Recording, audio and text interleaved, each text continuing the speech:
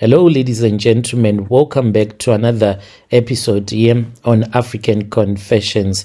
The following confession that you're going to be listening to, it comes from a translation of a message that I received, and the translation of that message, it reads like this. Hello, how are you? Can you please post me as anonymous? I am a South African woman. Originally, I do come from Limpopo, but currently I am staying here in Johannesburg. I have been staying here ever since I was only 16 years old, and I started staying in Johannesburg with one of my auntie. This was after my mom had passed away. So my dad, he then got another wife who really hated me with all of her guts. So I then left Limpopo and I came to Johannesburg. Staying with my auntie, it taught me a lot of things. You might stay with your mother's sister, but she will always try to remind you, like with some actions. She might not tell you, but there are some actions that she will always do to show you that really you are not my biological daughter. That is what was happening at that time. So it taught me to work really hard. God blessed me with a man that was working, and this man, he had a great job. The only problem that this man had was that he was a man of women. He loved women with all of his heart. I don't know how to explain it to you. So this guy, whenever I would try to tell him that I wanted us to live our lives, but without treating each other so bad, without cheating each other, but he will just ignore me. But as time went on, I realized that he himself, he was also a victim. He used to witness his dad hurting his mom. So I then left him. Being single, it brought with it a lot of challenges. By then, I already had 2 kids, and the guy, he now had another wife that he was staying with. So he was virtually not there for me and our children that we had together. So I started hustling, but I was not struggling as such because I was a working professional. I was working for an accounting firm. The only challenge that I was facing in my life, it was a difficult challenge because whenever I had money, that money, I had to spend it. If it was month end, I had to pay rent, the transport cost, even though I had a small fuel saver, but still I had to pour petrol in it, and it was just hectic because I had kids and I had no one to assist me with the kids that I had.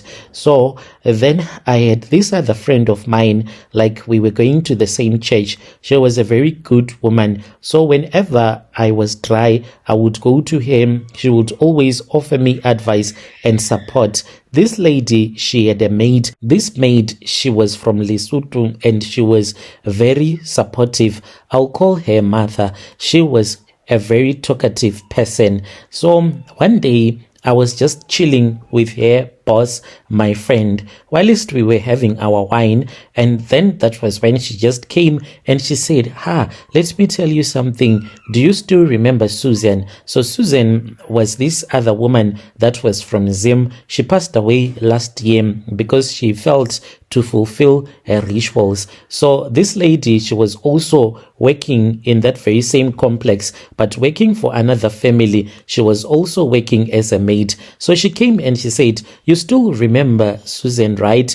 And we were like, yeah, what happened to him? She then said she went to Zim. Then she came back. So when I went to visit my boyfriend in Jamestown over the weekend, I saw her. She was surprised to see me, and she told me that she had a truck that she wanted to load some things that were supposed to go in Malawi. And as we were talking, I said, how is it possible that you, who used to work as a maid, now you are saying that right now you have a truck and this truck is supposed to go to Malawi? Where did you get the money to buy that truck? That was when she said to me, I made a lot of money after I had left work. That place where I was working, it was pulling me backward.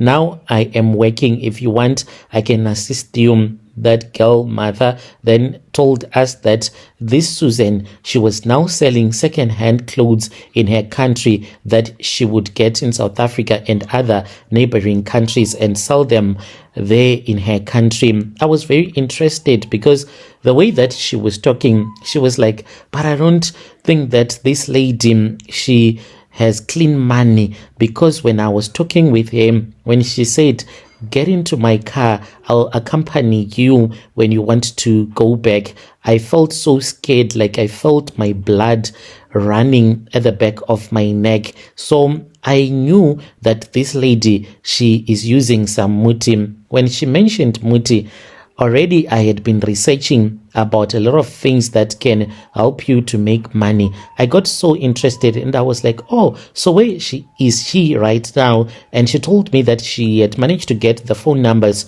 of that woman. And I said, you must give me. Even my friend was like, why do you want to take your phone numbers? And I was like, maybe one day I will be able to have my own business and I will own a truck. That is why I want the phone numbers. And she was like, oh, okay, that's cool. I then took the phone numbers. After I had taken the phone numbers of that woman, later on, I called her. I said, I want to call her using direct calls so that this lady can tell me what's going on. I then spoke with him and I said, do you still remember me? Is that woman? And she told me that she had forgotten about me. I should send a picture. And I sent her a picture and she was like, oh, it's you, madam. How are you? And I was like, I'm okay. So I'm looking for help. I want to get into this transport business, even though I did not even have any single cent on me at that time. But I told you that I was looking for someone that can assist me, to give me ideas, like where was I supposed to start if I wanted to get in the business. So the lady then said, okay, it's fine. Before I returned back to Zim, how about we meet at Mug and Bean? And she told me where we were supposed to meet for a meeting. And I was like, okay, it's cool. I drove there. I did not even have a single cent in my account, but this lady, I fried her and I cooked her and I lied to her that I had some money. I wanted to buy a truck. She gave me advice and told me that if I can buy a Scania, at least it can push me for a very long time and to avoid other types of trucks like your Volvos. And I said, okay, it's fine. When I want to buy, I will tell you so that you can accompany me to the dealership. So since she thought that maybe I had cash in my account, we then became friends and we started talking. She would ask me, are you ready? When are you going to buy the truck? I kept on telling her that I would buy the truck later on. So one day, I then called her and I told her that I wanted to speak with her in person. So she said I was supposed to wait for about 2 weeks. When she was in South Africa, I was the one that went and picked her up at OR Tambo and I brought her to my house. It was late at night. It was around 9 p.m. I then started speaking with her and I said, you know what, my friend? And she was like, what? And I told her that I wanted her to assist me if she knew of any traditional healer that could assist me. She looked at me and she said, do you know that it is very difficult just to make money out of nowhere? And I said, I really do not care about the difficulty. All that I want right now, if you can find me someone that can assist me to make money. And she said, how ready are you? So I panicked and she said, you see, you are not yet ready, because when you go to those type of shrines, they can even tell you to sacrifice your daughter. And I was like, hey, Haibo, I will never sacrifice my daughter. And she said, so it means that you really are not yet ready for money. And later on, after she had returned back, by then she told me that she wanted to go and she wanted to buy other clothes, but this she wanted to do in Europe. So I waited for her return. All the while, I was busy thinking about what she had told me, how hard it was, as she had told me that it was very difficult. I was desperate. I do not want to lie. I told myself that I was willing to even sacrifice my daughter. whenever I would think about that, I will feel so bad about it looking at my daughter. But after I was strengthened, that was when I was able to sacrifice my daughter, including my husband, for the pain that he brought into my life. So this lady, I told her that I was serious, and she said, how about you wait just a little bit? And I said, I do not have time anymore. I have a lot of bills that I need to settle down. And then she said, okay, it's fine. She then said, do you have a passport? And I said, no, I don't have a passport. And she said, try to go and apply, because we are going to go to Zim.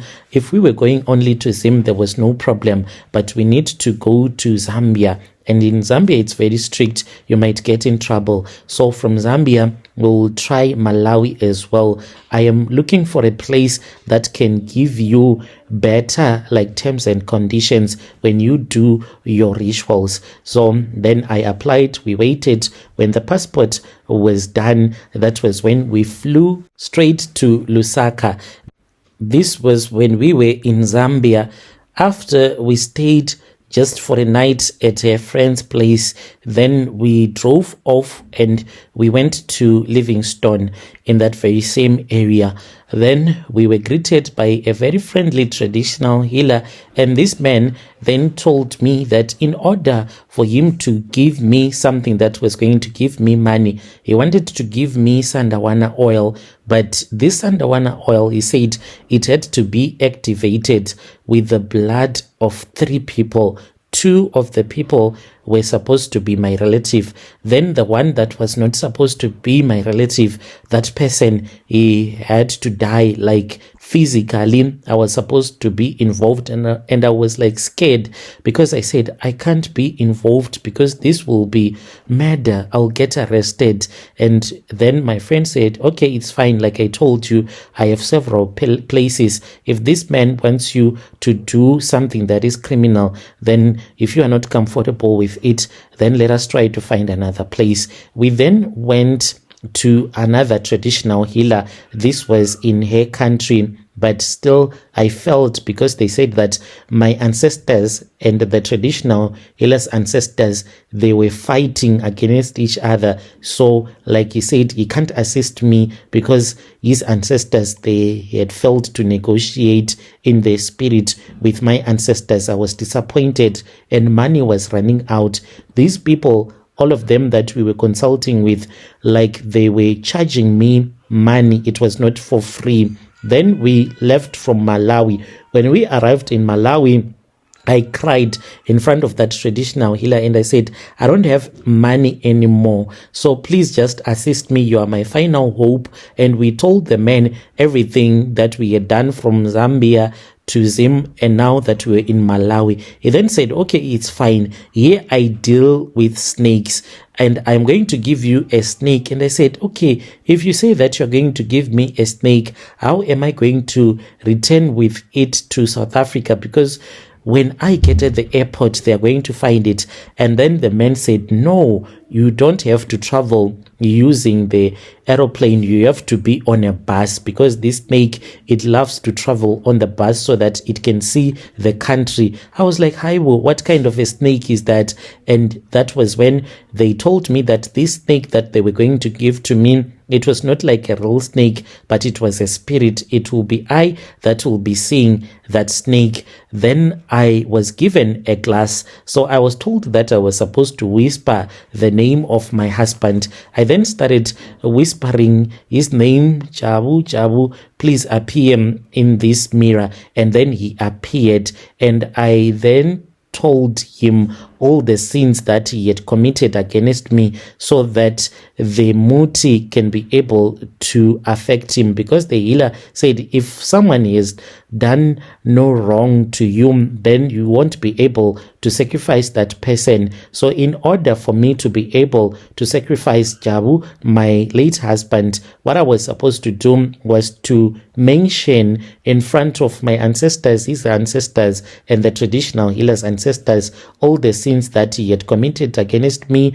I said, you cheated on me, you used to beat me up, you used to traumatize me, you were so toxic towards me, therefore I am claiming your life to heal my heart. So this is how we tricked my ancestors and tricking his ancestors that were protecting him, that I wanted to use his spirit to heal my heart. They then allowed his spirit to be taken from the glass, and then they locked him inside a glass bottle. And I was told that this was the first step. And then I was given a snake. This snake, I was told that I was not supposed to look into the bag, because I was given a bag. And inside that bag, that traditional healer, he went outside and he went to this other tree. I don't know the name of that tree because it cannot be found in South Africa, but it seems as if it is very common there in Malawi. He went outside in his compound and he took a very small branch. I can say this branch, maybe it was as long as my finger, and he put it into the bag. And then we heard that there were movements that were inside the bag. I was then told to go at the grave, but I went to the grave with another man because I was scared. It was at night. I was told to leave the bag there so that my ex-husband, he can die and his spirit will be taken by the people that were there at the graveyard. And then after a couple of days, that was when we started traveling from Malawi, Mozambique, and then we entered into Zim. We stayed at Susan's house for about a week because we were resting. And then she said, my friend, I'm so used to be on a flight between South Africa and Zim. I just can't travel by bus anymore. And this is your own mission and you have to do it on your own. We'll meet in Joburg because I can't be on the bus. I said, okay, it's fine. She then went with me to this place where they bought a ticket for me. And then I traveled by bus. I was the only South African that was in that bus. I was asking myself, and I was like, dear God, what if something happens to this bus and I am in Zim? I don't know anyone except for Susan. She has already left her country and now maybe she is in Joburg waiting for me. What will I say? How will I explain myself being in Zim? And I have a bag. I'm going to make it on the news. If they catch me, there is a snake, because I would feel that the snake was getting heavier and heavier each and every time that I will touch it. And this was a snake that was moving inside of that bag. I was like, what if people find out that there is a South African on a bus in Zim and this South African woman, she has a snake? How am I going to explain this situation? And finally, we arrived at the border. They did their things, and I was grateful that we managed to get quickly into South Africa. We traveled through the night because those people, they were avoiding the police, and early in the morning, we were in Joburg. When I arrived in Joburg, I was like, thank you, God. And my friend, Susan, she was waiting for me. I quickly put that bag into the car that she had because there was a lot of police that were roaming around. And then we got into the car and we went to her place. So I slept throughout the day because I was so tired. Then I felt that there was a movement close to my feet. I felt so cold. So I said, Susan, are you playing with my feet, playing with ice blocks? Because it felt so icy cold. And when I said Susan, there was no response. And when I woke up, it was somewhere around 2 p.m. and I saw a yellowish snake. It was a python, but it was still very small at that time. And when I saw this snake, I was so scared, but the healer had told me that I was not supposed to be afraid. Otherwise, the snake will run away from me. And this snake, I was supposed to treat it as if it was my own child. So I just closed my eyes and I said, God, whatever that is going to happen, I know that you are my shepherd. You are my protector. And then the snake, it disappeared. I then saw the traditional healer's face. The traditional healer's face was on the door of the wardrobe. I was inside of Susan's main bedroom, so she had these fitted wardrobes which was facing the bed on which I was sleeping on. So when I raised my head, that was when I saw the traditional healer. He was on the door, as if the door was like a TV, and he was appearing in that TV. And she said, "You have done really well, my daughter. I am going to bless you, but your husband is going to die. When he die, I want you to be very active at the funeral. Show everyone that you are hurt, but importantly, I want you to collect some of his old clothes, even if it is an old cloth that has no value. Do not take anything that people will fight for. Take something that is really old." I said, "Okay, it's fine." My late husband, he became sick. I then spoke with my daughter and I said, "The way that your dad is sick, your dad is going to die." And my daughter was crying and she was like, "Mom, why are you saying things like that?" And I said, "He has a chronic disease and there is no cure for that disease here in South Africa. And I want you to go and to stay at his house." And she was like, "But stepmom, she hates me a lot and I do not want him to beat me up," because the last time she went there, she was pinched a lot by that woman. But I said to my daughter, "This might be the last time that you are ever going to spend with your father." So when they discharged her at the hospital, because all that they could do was to provide general care for him, they were unable really to do anything. His body was no longer responding even to pain medication. So they discharged him, and I said, "My daughter, you have to go so that you can be with him."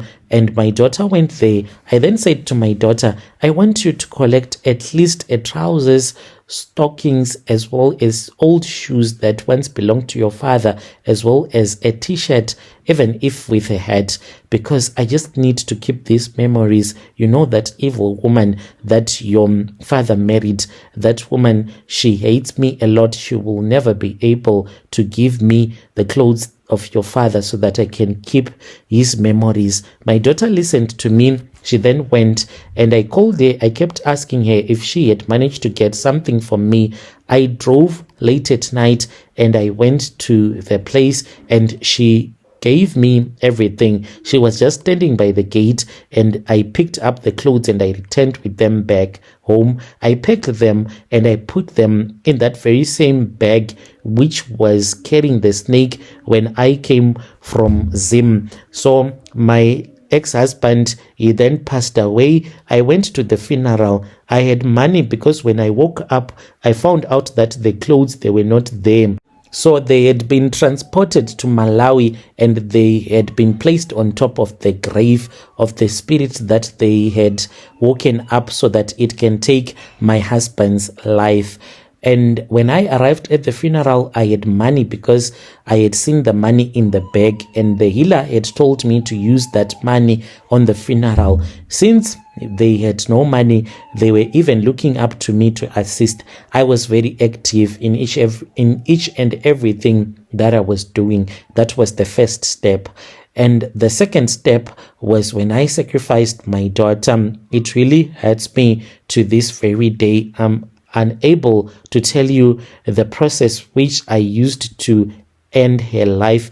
It is so traumatizing for me. Then Susan told me that I was supposed to start a business. And I said, "What kind of a business?" And she said, "There was a reason as to why you were told to get the second-hand clothes of your daughter as well as of your late ex-husband, because you are supposed to get involved in the second-hand clothing business." That is how I got into the business. And I said, "Susan, where am I going to get these clothes?" And then she taught me and she said, "Do you know that even if you go to the old people's homes, those ones that do not have money, they can sell the clothes of the old people that would have died at that old people's home, and then you mix it with the clothes that you will be selling. This will give you good luck, and make sure that whenever you buy stock, then you put the clothes in a room where no one but you enter, and you just pile the clothes on a heap.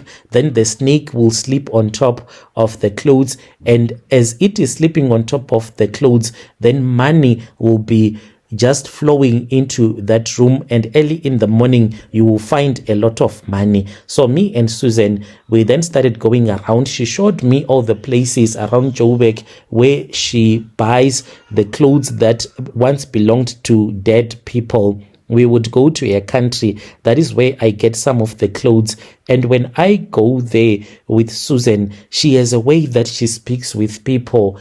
Let's say you have lost your loved one and you are broke and poor. She will come to you. She offers you money and she will buy the clothes of that person that would have died. And most of the people, they are willing to do it. This we have discovered. And I return back with those clothes, and I have other people that work for me. I do not go to the street so that I can sell these clothes. I have people that are working for me. So this is exactly how I make my own money, using my husband, his spirit. He is the one that I use, and he was the one that was turned into a snake. Dear listeners, right there was a message that was sent to me by one of our sister. Strange things indeed they do happen in this world. Please keep on supporting our page so that it can grow. The more that it has followers, the more people will come so that they can confess. If they see a lot of followers, people will be willing to confess. So let us keep on following that page. And let us meet again in the following episode.